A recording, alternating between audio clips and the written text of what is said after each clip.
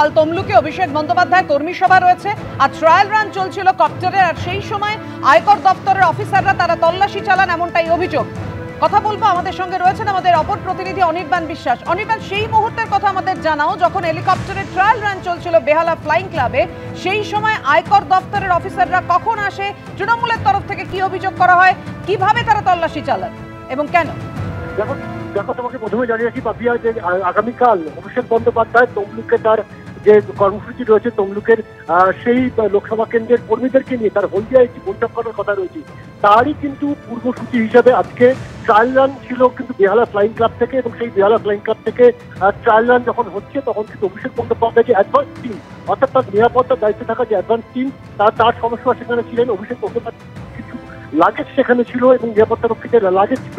সেই সময় কিন্তু আচমকা আমরা যেটা জানতে পারছি যে আইটি দপ্তর অর্থাৎ ইনকাম ট্যাক্স দপ্তরের তরফে কিন্তু সেখানে হানা দেওয়া হয় বেহালা ফ্লাইং ক্লাবে, এবং সমস্ত ব্যাগ তন্ন করে কিন্তু তল্লাশি চালানো হয়। তাদের কাছে কিন্তু কোনো ইনপুট ছিল এমনটাই মনে করা হচ্ছে, কিন্তু সেই ইনপুটের ভিত্তিতে এসে কোনো কিছু না জানিয়ে কার্যত তারা অভিষেক বন্দ্যোপাধ্যায়ের ব্যাগ সহ যে সমস্ত আনুষঙ্গিক ব্যাগ ছিল সেগুলো তল্লাশি চালান।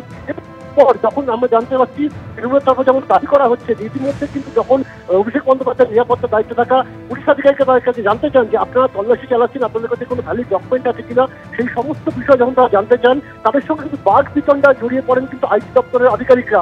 এমনকি তারা কিন্তু কোনো কথার উত্তর দিতে চাননি, শুধু তাই নয়, এমনকি যখন অভিষেক বন্দ্যোপাধ্যায়ের টিমের তরফ থেকে যখন ভিডিওগ্রাফি করা হচ্ছিল সেই ভিডিওগ্রাফি কিন্তু জোরপূর্বক কিন্তু বন্ধ করানো হয়, ডিলিট করে দেওয়া হয়, এমনটা কিন্তু অভিযোগ করছে তৃণমূল কংগ্রেস। কিন্তু কেন এই তল্লাশি অভিযান তার সদুত্তর কিন্তু আইটি আধিকারিকরা দিতে চাননি। এমনকি তাদেরকে যেটা বলা হয় সেই সময় তাদেরকে ধমকানো হয় যে যদি বাড়াবাড়ি করা হয় অভিষেক বন্দ্যোপাধ্যায় আধিকারিকদের তরফ থেকে, নিরাপত্তা আধিকারিকদের তরফ থেকে, তাহলে এই যে চপার সেই চপারটি কিন্তু ডিটেন করা হবে, অর্থাৎ বাজেয়াপ্ত করা হবে, এমন হুমকিও কিন্তু দেওয়া হয়েছে আইটি তরফে, এমনটা কিন্তু অভিযোগ করা হচ্ছে তৃণমূলের তরফে। স্বাভাবিকভাবে তৃণমূলের তরফ থেকে যে অভিযোগ গত কয়েক মাস ধরে করে আসা হচ্ছে যে ইতিহাসকে কেন্দ্রীয় জিনিসগুলোকে ব্যবহার করা হচ্ছে, ঠিক একই রকম ভাবে আমরা আরো দাবি করা হচ্ছে যে আয়কর দপ্তরকে কাজে লাগিয়ে অভিষেক বন্দ্যোপাধ্যায় এবং তৃণমূল কংগ্রেসকে দমানোর চেষ্টা করা হচ্ছে।